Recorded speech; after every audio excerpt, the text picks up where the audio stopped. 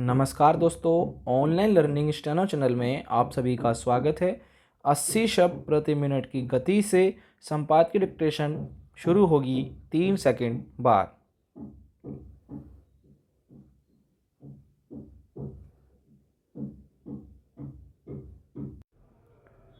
Start. तमाम दावों और मंसूबों के बावजूद भारतीय रेल में विभिन्न सेवाओं से संबंधित शिकायतों का सिलसिला ख़त्म ही नहीं होता। रेलगाड़ियों में परोसे जाने वाले भोजन की गुणवत्ता, स्वच्छता और शुद्धता को लेकर लंबे समय से शिकायतें मिलती रही हैं। उन्हें दूर करने के मकसद से भारतीय रेलवे खान-पान एवं पर्यटन निगम यानी IRCTC का गठन किया गया। इसके लिए क्षेत्रीय स्तर पर रसोई बनाई गई। वहाँ तैयार होने वाले खान-पान के निरीक्षण का तंत्र विकसित किया गया।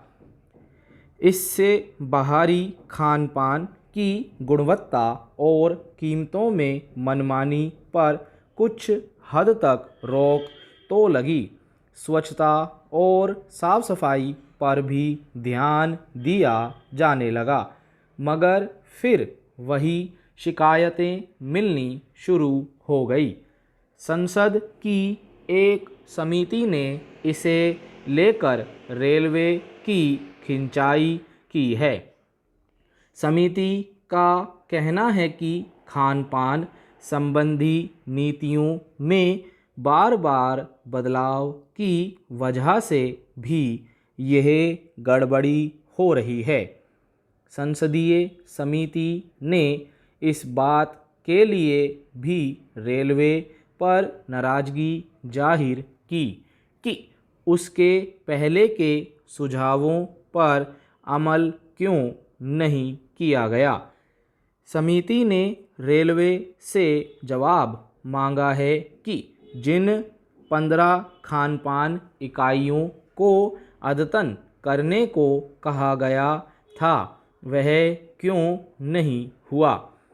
IRCTC को 6 हरित रसोई भी बनानी थी, मगर उस दिशा में काम नहीं हो सका।